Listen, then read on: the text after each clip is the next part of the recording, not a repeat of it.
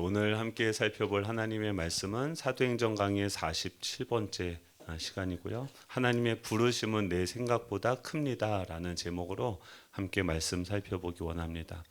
사도행전 13장 4절부터 12절의 말씀 우리 한 절씩 교독해서 읽겠습니다. 두 사람이 성령의 보내심을 받아 실루기아에 내려가 거기서 배 타고 구브로에 가서 살라미에 이르러 하나님의 말씀을 유대인의 여러 회당에 전할세 요한을 수행원으로 두었더라.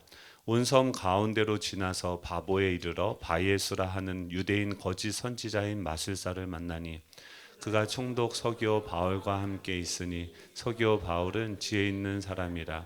바나바와 사울을 불러 하나님의 말씀을 듣고자 하더라. 이 마술사 엘루마는 이 이름을 번역하며 마술사라. 그들을 대적하여 총독으로 믿지 못하게 힘쓰니 바울이라고 하는 사울이 성령이 충만하여 그를 주목하고 이르되 모든 거짓과 악행이 가득한 자요 마귀의 자식이요 모든 의의 원수며 주의 바른 길을 굽게 하기를 그치지 아니하겠느냐. 보라 이제 주의 손이 내 위에 있으니 내가 맹인이 되어 얼마 동안 해를 보지 못하리라 하니 즉시 안개와 어둠이 그를 덮어 인도할 사람을 두루 구하는지라. 같이 있습니다. 이에 총독이 그렇게 된 것을 보고 믿으며 주의 가르치심을 놀랍게 여기니라. 아멘. 우리 좌우에 계신 분들 보면서 이렇게 인사하겠습니다. 하나님은 당신을 부르신 것을 후회하지 않으십니다.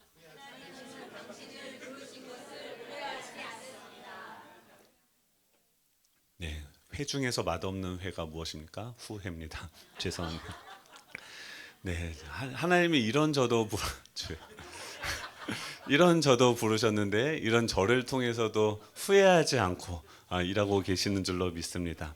예, 하나님께서 우리를 부르시면은요 분명한 목적이 있습니다. 이번 주에 제가 여권사님 그 뭐죠 모내기 하는데 한번 갔는데 한번 사진을 보여주실까요? 네, 네, 네, 정말 우아하십니까? 이게 뭐냐면은 모판에다가 저번에 갔을 때 모판에다가 흙을 놓고 씨를 뿌립니다. 그리고 그것을 요 논에다가 다 놓는 거예요. 그 다음 거 보여주실까요? 그리고 그것을 떠서 이제 차에다 싣고선 논으로 이제 가는 거죠. 그 씨가 저기서 어느 정도 자라서 모종이 되고 그 모종을 다시 떠서 이제 가는 거죠. 그 다음 거 보시면 이게 힘들까요? 쉬울까요?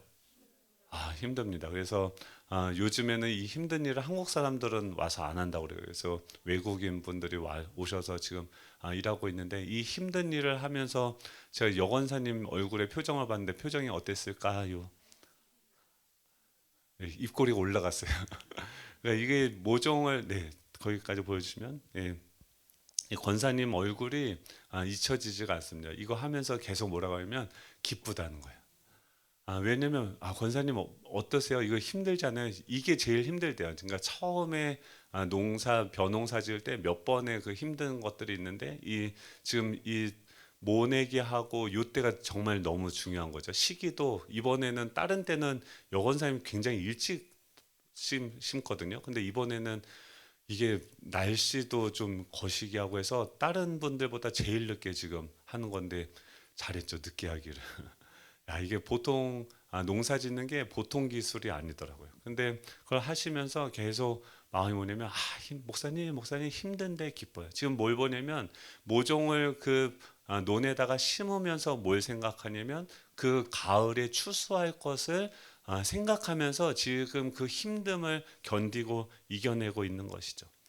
여러분 하나님께서 우리를 이 땅에서 부르실 때 우리를 이 땅 가운데서 심으실 때 지금 이 땅 가운데 우리를 심으셨는데 그때 하나님의 마음은 어떠실까요? 여러분들의 마음, 여러분들을 지금 쳐다보시는 주님의 마음은 어떠실까요? 여권사님의 얼굴하고 같을 거예요. 같이 지금은 너무 미약한 것 같지만 어쩌면 너무 작은 씨앗과도 같지만 이것이 자라서 꽃이 피고 또 나중에 열매 맺을 것들을 기대하시면서 우리를 부르시고 또 보시는 것이죠. 이 하나님의 부르심에는 목적이 있고 또 열매가 있다라고 하는 것입니다. 이 마태복음 13장에 보면은 천국에 대해서도 소개할 때 주님이 이렇게 이야기합니다. 13장 31절 32절인데요. 같이 한번 읽어보겠습니다. 읽겠습니다. 시작. 또 비유를 들어 이르되 천국은 마치 사람이 자기 밭에 심은 겨자씨 하나 같으니 모든 씨보다 작은 것이로되 자란 후에는 풀보다 커서 나무가 되매 공중의 새들이 와서 그 가지에 깃들리느니라. 아멘. 지금 이게 유명한 겨자씨 비유죠. 그러니까 천국이 뭐와 같으냐면 이 겨자씨와 같다라고 이야기하는 거죠. 근데 그 겨자씨 하면 여러분 겨자씨 나무 보셨어요? 어떠세요? 커요? 거목이에요? 아니죠. 작아맞습니다. 커봤자 한 1, 2m 정도 되는 그 정도 나무인데 거기에 어떻게 새들이 와서 깃드는가. 근데 그 이스라엘에 가보시면은 겨자 나무가 두 종류가 있대요. 하나는 겨자 나무가 있고 하나는 겨자 채가 있는데 겨자 채는 뭐냐면 잡초같이 생긴 거예요. 그래서 겨자 씨가 이렇게 부르면은 그러니까 이 말을 했을 때 우리가 생각하는 거는 겨자 나무를 본 적도 없으니까 이게 진짜 작은 이 씨앗이지만 나중에는 엄청난 거목으로 자라겠다 이렇게 상상하면서 이 말씀을 읽는데 그곳에서 지금 예수님의 말씀을 듣고 있는 사람들은 너무나도 이게 분명하게 보이는 거죠. 이게 뭐냐면 겨자 채들 거기 보면은 갈릴리 호수 근처에 엄청나게 많은 잡초처럼 이렇게 자라가고 있습니다. 근데 그 잡초들을 지금 잡초와 같은 그 겨자채들을 어떻게 하냐면 가져다가 옮겨서 어디다 심으면 논에다 심는 거예요. 그 갈릴리 호수 근처에 잡초들과 함께 자라고 있을 때는 뭐라고 생각합니까? 주변을 보면서 그냥 나는 이 잡초와 같은 인생이지, 그냥 있다가 사라지고 없어지는 그런 인생이지, 이렇게 생각을 하는데 그런 잡초와 같은 인생을 가져다가 하나님은 어떻게 합니까? 자신의 밭에다가 옮겨 심고 그것이 어떻게 됩니까? 모든 씨보다 작은 것이로되 자란 후에는 풀보다 커서 그 잡초들보다 커서 나중에는 뭐가 되냐면 나무가 된다는 거예요. 지금 하나님이 잡초와 같은 우리 인생을 가져다가 그 하나님의 밭에다 따로 옮겨 심어서 그것이 자라가게 하고 이 겨자 나무들이 한 1, 2m밖에 되어지지 않는데 그것들이 숲을 이루게 되어지고 그곳에서 목적은 무엇입니까? 그를 옮겨 심는 목적은 수많은 새들이 와서 그 나무에 깃들이고 쉼을 얻을 수 있도록. 이 수많은 새들은 뭡니까? 공중의 새들은 뭡니까? 각기 세계 각각에 흩어져서 자신 삶에 지쳐서 평안과 안식을 갈망하면서 쉴 만한 곳을 찾는 그 사람들이 많은데 지금 그들을 위해서 쉴 곳을 제공하는 그런 나무와 같은 존재가 된다라고 하는 거죠.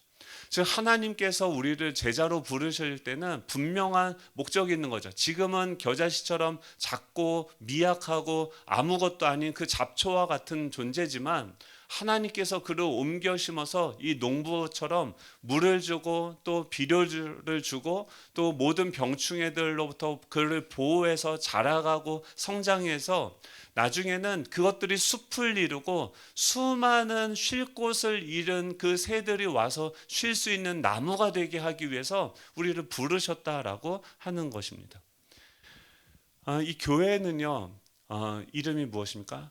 헬라어로 보면 교회 하니까 예전에 있을 때 우리 초등부 부장님이 뭐라고 하면 교회는 가르칠 교회다, 모일회다. 그래서 교회는 가르치는 곳이다. 그래서 맨날 그분은 공부를 좋아하시는 분이에요. 그래서 맨날 뭐 하냐면 성경 공부만 해야 된다. 라고 주장하시는 분이었어요. 근데 이거는 천천의 말씀이죠. 이 교회는요, 한국어 한자로 쓰면 가르칠 교회 모일회자를 쓰지만 이 헬라어로 하면 에클레시아라고 합니다.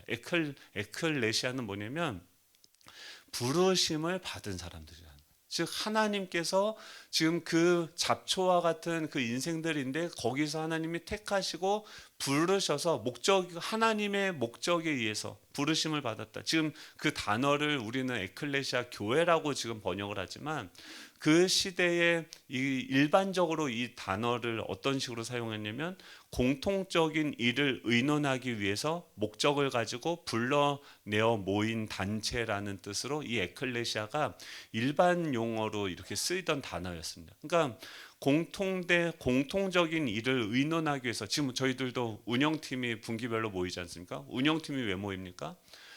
이 교회의 운영 방향을 같이 의논하기 위해서 특별한 공통적인 그 목적을 위해서 그곳에 모여서 회의를 하는 것이 바로 운영팀의 목적인 거죠. 마찬가지로 지금 이 교회라고 하는 것은 하나님의 특수한 목적을 위해서 따로 불러서 밭에 옮겨 심은 겨자씨와 같은 자들이 바로 교회라고 하는 것이죠. 내가 그렇다고 하면 내가 교회라고 하는 것은 무엇이냐면 하나님의 특별한 목적을 위해서 부르심을 받은 존재다라고 하는 것입니다. 한번 옆에 있는 분들을 이렇게 보실까요? 이분도 부르심을 받았군요. 여러분, 나는 하나님이 나는 안 부르신 것 같아요. 그러면은 여러분 지금 여기에 있을 수가 없습니다.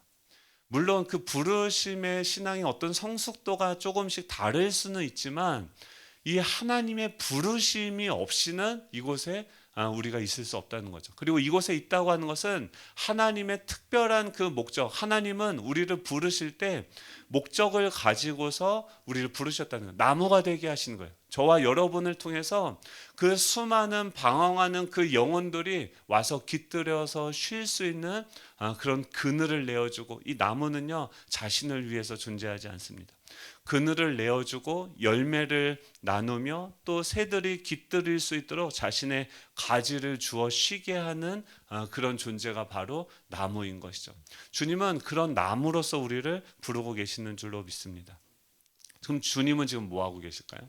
우리를 따로 옮겨서 그 밭에 심으셨다고 한다면 농부처럼, 성부 하나님은 농부처럼 우리를 먹이시고 이쁘시는 이라고, 성자 예수님은 또 우리의 그 모종이 되어 주셔서 우리는 그분의 가지로 그분에 붙어서 자라가도록 계속해서 하는 거죠. 내 안에 제거할 가지들을 다 제거하시고 내가 성장할 수 있도록 계속해서 말씀을 내 안에 공급하시는 일을 하시죠. 성령님은 어떻게 하십니까? 바람이 불고 하나님이 일하시는 것들을 우리로 하여금 보게 하시는 일을 하고 계시는 줄로 믿습니다. 이 하나님께서 우리를 부르셨다고 한다면 우리는 어떻게 해야 됩니까? 첫 번째는 세 가지로 나눠서 볼 텐데요. 첫 번째는 뭐냐면 건강하면 성장해야 된다는 거예요. 여러분, 하나님께서 우리를 부르셨습니다. 하나님께서 우리를 옮겨 심으셨습니다. 하나님께서 우리를 교회로 지금 우리 가운데 지금 일하고 계시는데 어떤 일을 하고 계시냐면 우리를 자라게 하는 일을 하고 계시다라고 하는 것이죠. 이것을 신학 용어로는 성화라고도 하고요. 또 교회에 보면은 교회 안마다 그런 양육을 돕기 위한 그런 성장 양육 과정들 프로그램들이 있다라고 하는 것이죠. 이 트리니티 신학교 로버트 콜만 교수는 예수님의 전도 계획을 통해서 뭐라고 얘기하냐면 예수님은 제자들을 위한 철저한 커리큘럼을 가지고 교육을 하셨다라고 이야기합니다. A.B. 브루스라도 뭐라고 얘기하냐면 제자는 하루아침에 만들어지는 것도 아니고 마음만 먹으면 언제든지 이루어낼 수 있는 삶도 아니고 우리의 부단한 헌신과 노력을 동반한 그리스도에 대한 충성으로서 우리가 이어질 수 있다라고 하는 거죠. 하나님께서 예수님은 어떻게 하시냐면 제자들을 우리 제자로 따로 구분해서 제자 훈련을 따로 하십니다. 이 말은 뭐냐면 무리와 제자를 구분하시는 일을 하세요.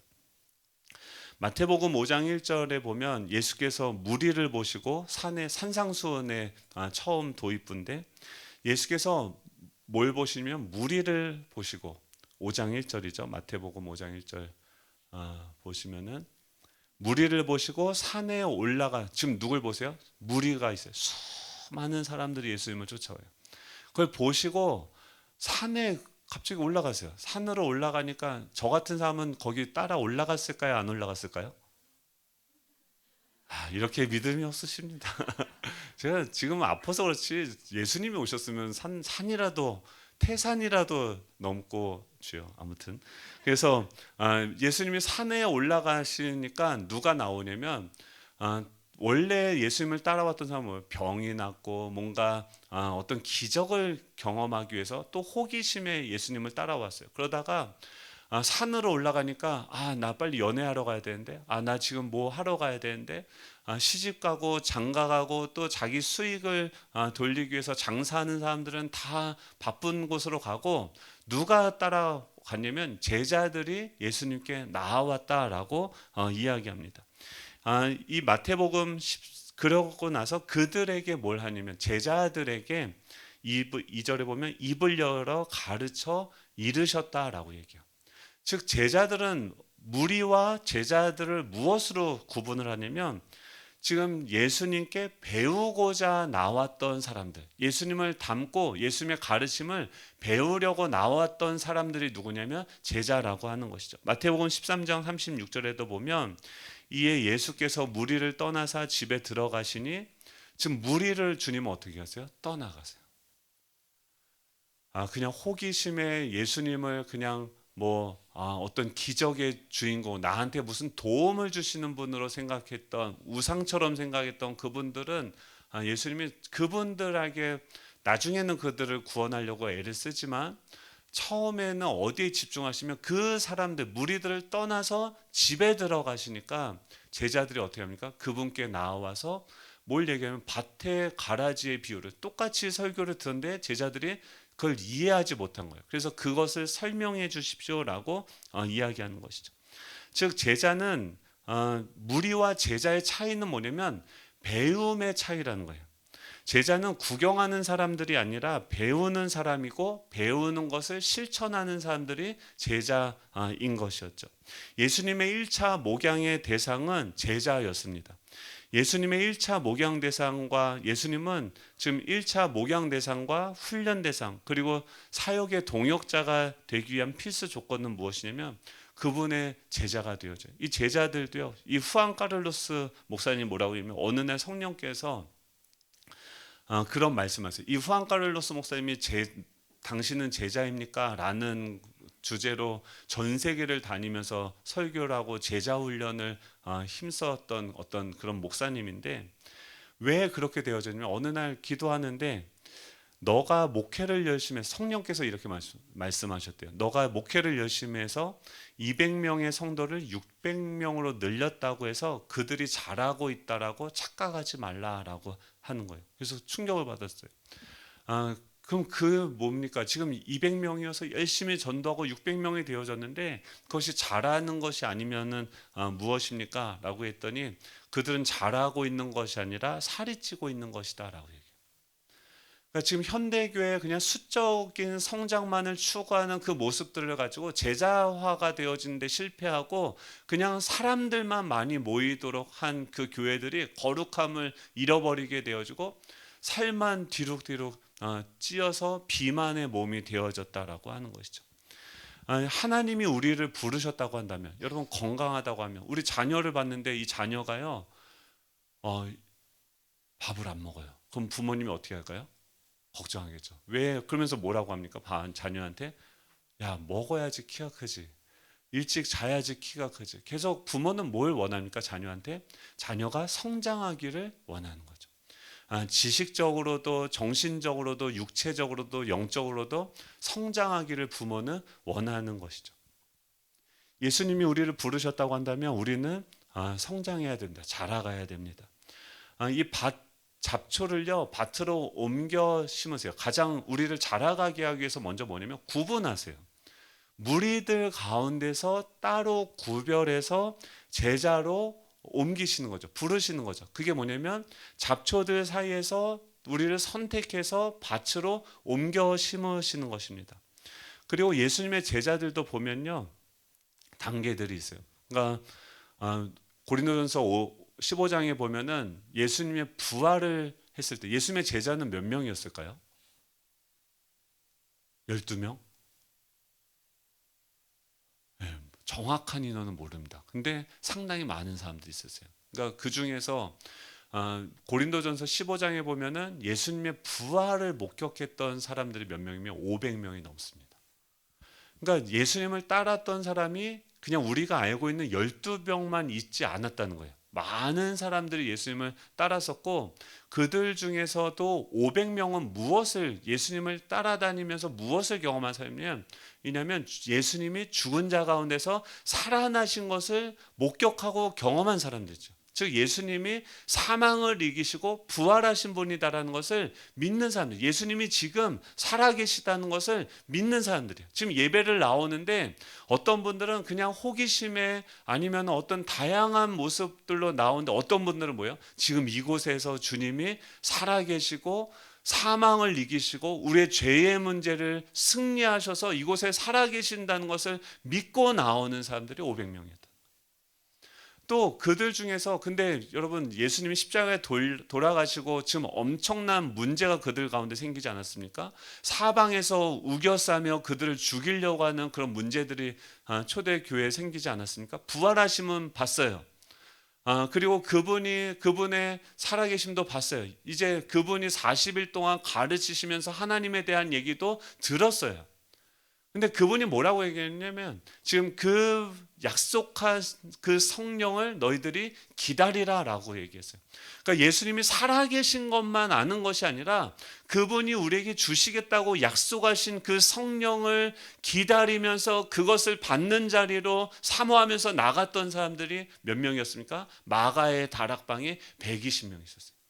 500명의 사람들이 부활을 목격했음에도 불구하고 500명이 다 마가의 다락방에 가서 하나님의 성령을 구한 것이 아니라 그 중에서 또 120명만이 그곳에서 하나님의 그 약속하신 성령을 기다리면서 그걸 여러분 열흘 동안 그곳에서 아무것도 안 하고 기도한다? 그거 쉽지 않습니다.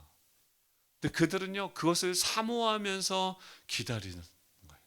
기도하는 거예요. 또 어떤 사람들이 있냐면 지금 그 120명 중에서도 또 어떤 사람이 있냐면 70명은 지금 우리가 지금 다 모였는데 그 독수리 오자매 보셨죠? 네, 단기 선교를 가는 분들. 하나님의 그 약속의 장소에 지금 70명을 예수님이 파송할 때 몇 명만 파송합니까? 70명만 파송을 해요. 두 명씩 보내는데 그들이 그 말씀을 그냥 배운 것에서 그치는 것이 아니라 실습하는 장소로까지 나아가는 제자들이 있었어요. 그래서 그들이 70명이 둘씩 파송되어지면서 돌아오면서 뭐라고 보고합니까? 와, 사단이 떨어지는 것을 우리가 봤습니다. 와, 정말 주님의 말씀대로 가서 전하니까 병자가 치유되고 사람들이 예수님을 영접하니이다. 이 말씀의 능력으로 그 파송을 받아서 실습하면서 말씀의 능력을 친히 체험한 사람들이 70명이었어요. 근데 또 다른 12명은 누굽니까? 12명은 어떻게 해요? 그 예수님과 동행하는 삶을 사는 거예요. 유기성 목사님 얘기하듯이 맨날 24시간 360을 그 주님과 함께 먹고 마시면서 주님과 깊은 그 교제를 나누면서 동행의 기쁨을 아는 사람들이 12명이었어요. 근데 그 12명 중에서도 또 3명만 데리고 예수님이 어디로 가냐면 변화산으로 가요. 3명만 데리고 겟세마네 동산으로 갑니다. 이것은 뭐냐면 거기 가서 뭐 합니까? 지금 이 예수님과 동행하는 기쁨을 넘어서 지금 이곳에 하나님의 영적인 세계가 지금 펼쳐져 있다는 것을 두 눈으로 목격한 그 사람들이 이 3명의 그 12명 안에서도 3명의 팀장들이 있는 거죠. 그리고 마지막에 어떻게 합니까? 마지막에 그들 중에서도 12명 중에서도 수제자인 베드로에게 찾아와서 여러분 그 12명 중에 수제자인 베드로에게만 뭐라고 물어보니까 그 제자들에게 뭐라고 물어보니까 너희들은 나를 누구라고 하느냐? 수제자인 베드로가 뭐라고 고백해요? 주는 그리스도시요 살아계신 하나님의 아들이십니다 라고 고백하니까 주님이 그에게 뭐라고 약속하시냐면 너의 그 고백 위에 내가 교회를 세우겠다. 천국 열쇠를 너에게 주니까 음부의 권세가 이기지 못하고 너가 묶는 대로 하늘에서도 묶이고 너가 푸는 대로 하늘에서도 풀린다는 거예요.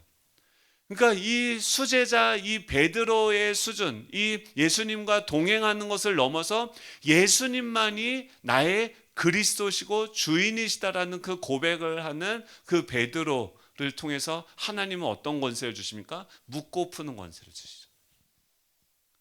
그리고 그 다음에 어떻게 합니까? 요한복음 21장에 가면 너가 이 사람들보다 날 사랑하느냐. 주님을 이제는 주님을 따르고 주님을 사랑하는 그 제자에게 뭘 맡기냐면 자신의 양을 맡기세요. 자신이 이 땅에서 하셨던 그 사역들을 위임하십니다. 제가 이번에 이것들을 이제 보면서 생각이 정리가 많이 되세요. 그러니까 어떤 게 있었냐면 기존에는 교회 안에 이런 양육의 어떤 체계들이 있어서 뭐 집사가 되기 위한, 이게 직분을 받기 위한 교육으로 다 바뀌어 버린 거예요. 그러다 보니까 이게 교회 안에도 어떤 계급이 존재하는 것처럼 보이고, 그래서 젊은 목회자들이나 또 개혁을 추구하는 젊은 성향의 그런 목회자들은 뭘 했냐면 교회 안에 있는 이 계급들을 다 없애는 개혁을 이뤘습니다. 근데 요시야가 개혁한 게 실패했어요, 성공했어요? 실패했어요. 인간의 방법으로는 그 개혁이 되어지지 않는 거예요. 지금 그런 방식으로 해서 이 개혁이 되어지는 것이 아니라, 그래서 어떤 교회는 장로도 없애고요, 집사도 없애고 모든 걸 다 없애는데 그렇다고 해서 그분들이 성장하는가? 그게 아닌 거죠. 결국 이 하나님께서 지금 어떤 일을 하고 계시냐면 우리를 무리에서 제자로 분리시키시고 그런 우리에게 계속해서 배움의 기회를 갖게 하시면서 예수님의 부활하심, 500명 살아계심을 경험하고, 또 그 문제가 생겼을 때 기도하면서 성령의 역사들을 경험하게 되고, 또 70명 그 성령의 인도함을 쫓아서 나아가서 그 하나님의 일하심들을 실습으로 경험하게 되어지고 주님과 동행하는 삶, 또 그 다음에 어떻게 됩니까? 이제 주의 주되심을 고백하며 모든 것보다도 하나님을 제 삶도 하나님이 어떻게 인도하셨나 보니까 똑같아요. 마지막에 하나님이 저한테 물어보셨던 그 질문이 뭐냐면 너가 나를 사랑하느냐는 질문이었어요. 그 질문에 막혀서 제가 1년 동안 기도했던 거거든요. 근데 그것이 허락되어지니까 저를 목사로 하나님께서 부르셨어요. 그러니까 하나님께서 우리는 부르시는데 분명한 목표를 가지고 목적을 가지고 그 양들을 아무한테나 맡기는 것이 아니라 정말 하나님의 마음을 알고 주님을 사랑하는 그 사람들에게 그 목자의 영광으로서 목자장이신 예수 그리스도께서 우리를 부르시고 그 사명을 감당하도록 우리를 성장시키고 날마다 가르치시고 우리를 회복시키시는. 근데 저는 이걸 어떻게 생각하냐면 교회는 병원으로 생각을 했어요. 제가 이건 뭐냐면 제 기질과 제 경험의 한계를 넘어서지 못한 거예요. 제가 공부한 게 사람들을 치료하는 것들을 배우다 보니까 교회도, 그리고 지금까지 하나님이 저에게 저를 통해서 하셨던 일들도 치유하는 사역들을 많이 하셨어요. 그러다 보니까 교회는 병원이요. 근데 이번에 세미나 갔는데 그 목사님이 뭐냐면 교회는 병원이 아니래요. 그래서 제가 속으로 그럼 아픈 사람들은 다 버리고, 큰 교회들이 또 아픈 사람들은 다 버리고 건강하고 좋은 교인들만 보내달라고 기도하는 그런 나쁜 교회들이 있어요. 그건 나쁜 거예요. 하나님의 부르심은 어떤 좋은 교인들만 찾는 건 아니죠. 근데 그래서 그거에 대한 반작용으로 나는 아프고 힘든 사람들을 치료하는 그 일에 영의가 되겠다라고 기도를 했는데, 교회는 어떤 곳입니까? 치료하는 것도 물론 하는데 그것을 보다 더 큰 거예요. 큰 거예요. 군대예요. 하나님의 군대로 이 땅에서 교회를 하나님께서 부르시는 거예요. 그 안에 의무실이 있는 거예요.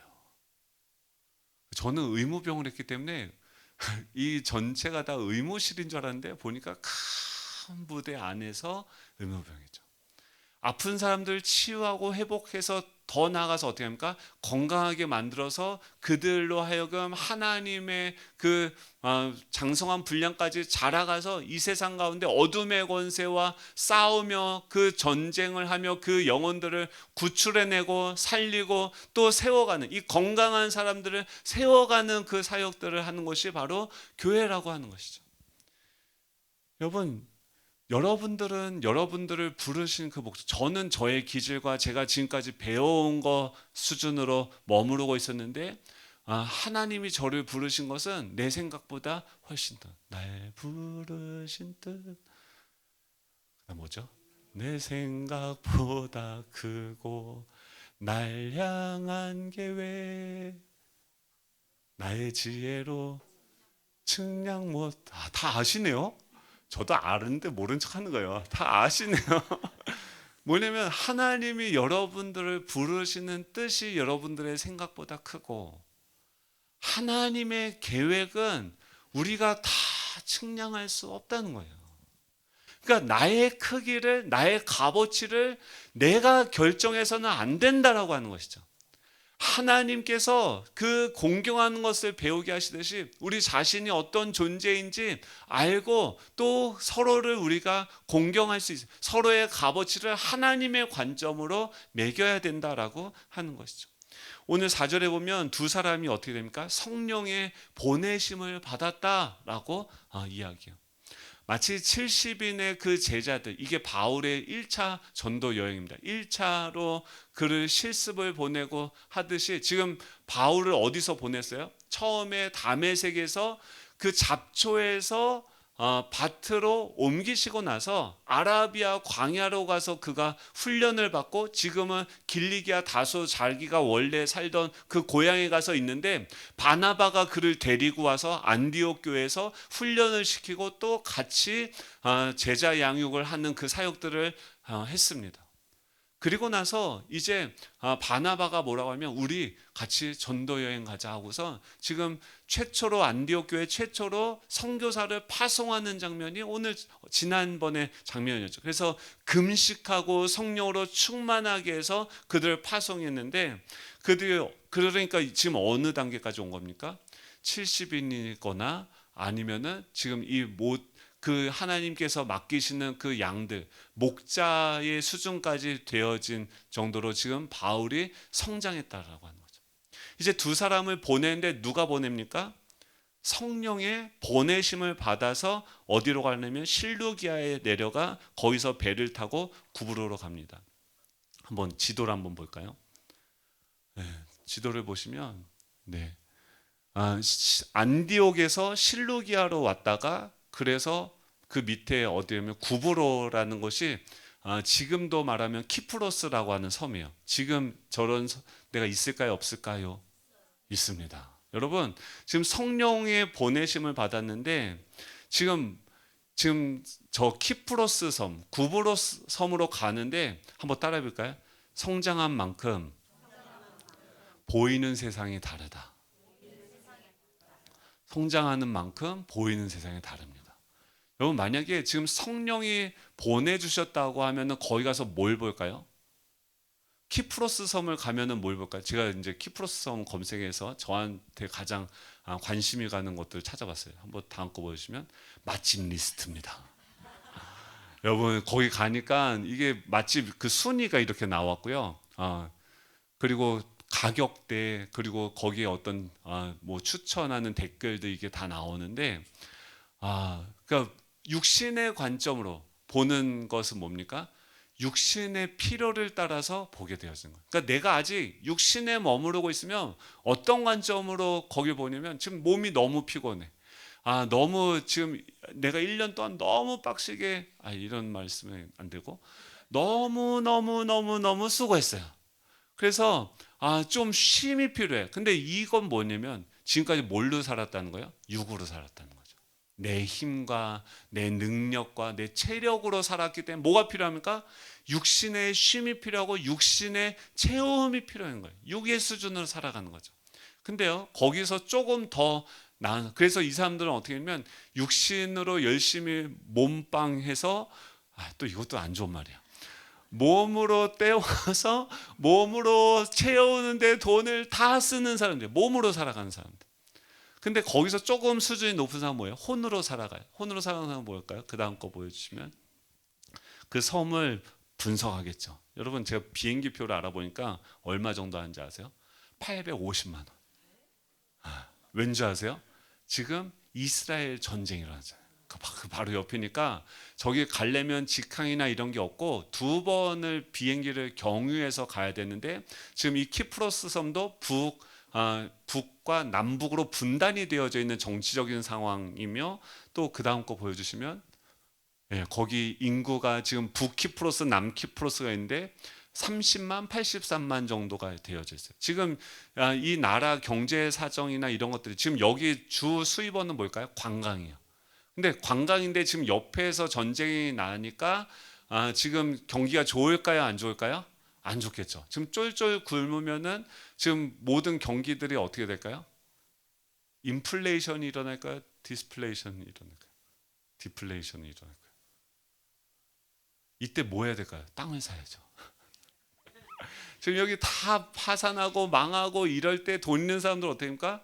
혼적으로 생각하는 사람들은 육적으로 생각하면 맨날 쓰고 먹고 마시고 이것만 생각하는데 조금 더 수준이 높은 사람은 뭘 생각하냐면 곧 이렇게 어려울 때 그 사람들이 망해서 내놓는 것들, 왜냐면 관광지니까 전쟁이 끝나면 다시 경기가 회복이 되고 다시 관광지로서 그 일들이 되겠죠. 그러면 지금 있을 때 몇 년 후를 내다보고 투자를 해서 그 땅을 사서 나중에 이렇게 하면은 좋지 않을까라는 생각을 하면서 부동산을 검색하다가 그만뒀어요.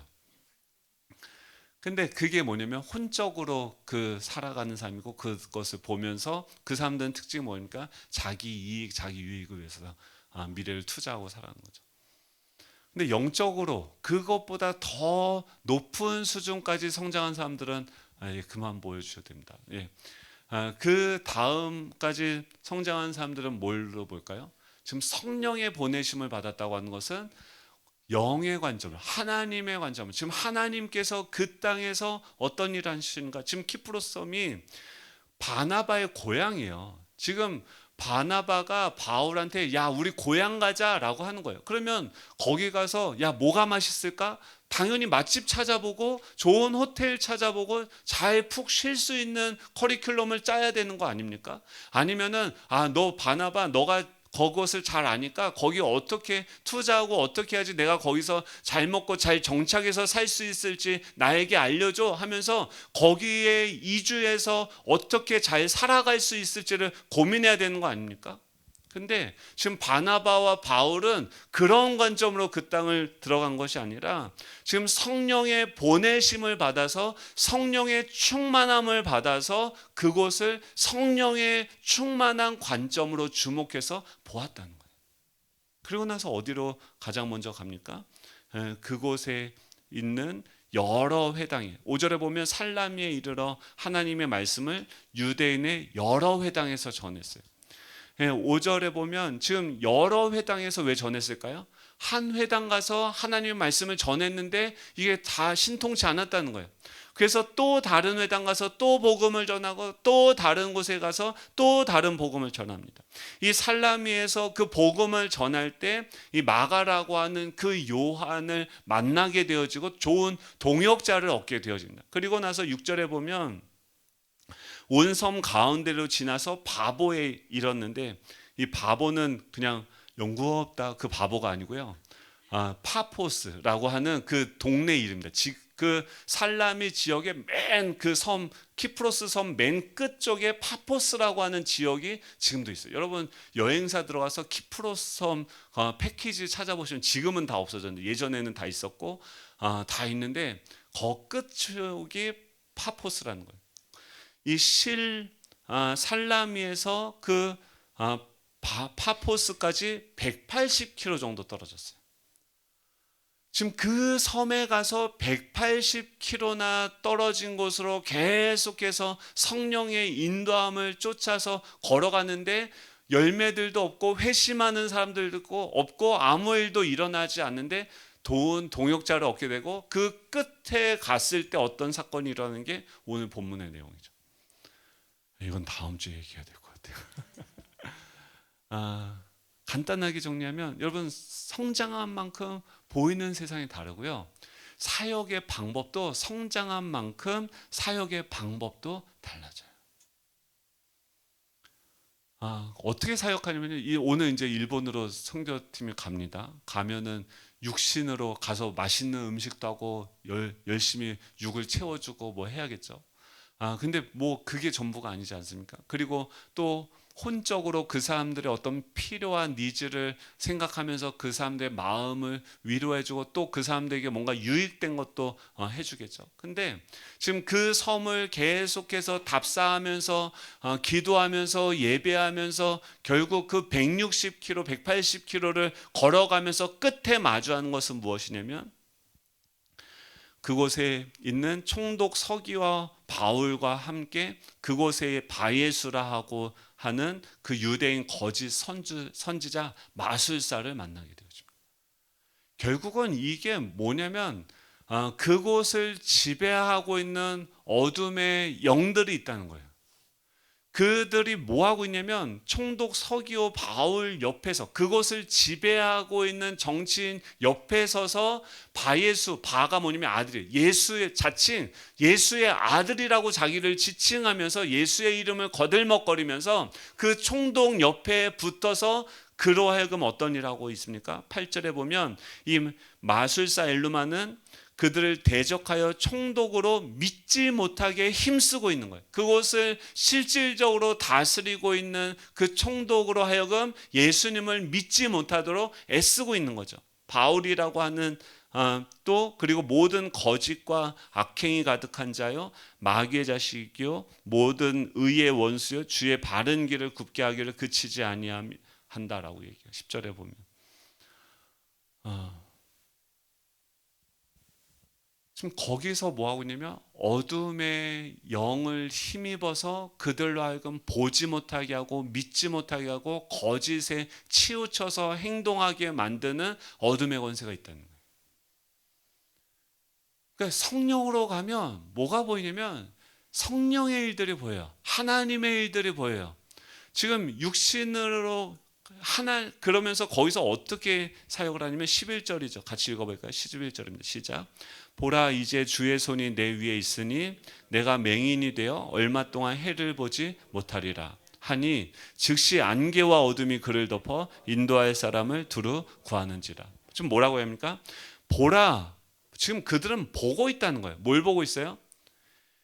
주님의 손이 너의 위에 있다는 것을 그들은 보고 있어요. 여러분 하나님의 손이 우리와 함께하고 계신 줄 믿으시기 바랍니다. 하나님의 손은요 구원의 손이고 인도의 손이고 회복의 손이에요.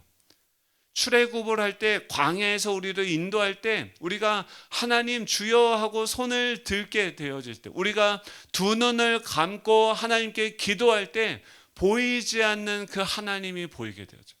손을 들고 하나님의 이름을 부르게 될 때 하나님의 그 구원의 손이 우리에게 고개를 숙이며 우리의 손을 붙들고 우리를 끄집어내시는 구원의 역사가 일어나는 거예요.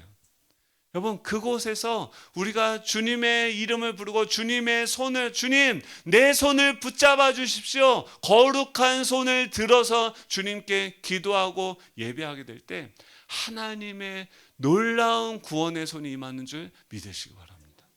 여러분 그 영혼을 만약에 이 관점을 보지 못했다고 한다면 그 총독하고 만나서 식사하고 교제하면서 이 지역의 어떤 사업과 경제적인 이익을 위해서 사업들을 논의할 수도 있고 아니면 거기서 대접 잘 받고 잘 먹다가 그냥 돌아오면서 그리고 아무 일도 없었더라 살만 피동피동 쪘더라 사도행전의 역사가 더 나가지 않을 수도 있었습니다. 근데 이 바울과 바나바는 고향에 가면서도 어떤 관점으로요? 성령께서 나를 보내시는구나. 여러분 날마다 우리의 삶이 성령께서 나를 보내시는 삶 될 수 있길 축복합니다. 성령으로 충만하게 되어서 주목하니까 뭐가 보이냐면 내 삶 가운데 있는 그 여호와의 불기둥과 구름기둥이 보이고 그 여호와의 손이 내 위에 머무르고 있음을 보여지게 되는 것. 그분의 도움의 손길이 우리가 주님께 기도할 때 우리 가운데 임하게 되어지는 줄로 믿습니다. 우리 존 파이퍼 목사님이 뭐라고 얘기하냐면 선교의 궁극적인 목적이 뭘까? 여러분 선교, 전도의 궁극적인 목적이 뭡니까? 어떤 분들은 뭐 회심이다, 뭐 여러 가지 영혼 구원이다, 회심이다, 뭐 여러 가지 이야기를 하는데 선교의 궁극적인 목적은 무엇이냐면 그곳에서 선교는 목적은 예배가 없는 곳에서 예배를 세우기 위해서 존재한다. 여러분, 그 키프로스 섬에 있는 모든 사람들 원래 하나님의 형상으로 지음받았어요. 하나님의 모습으로 다 움직이고 있어요.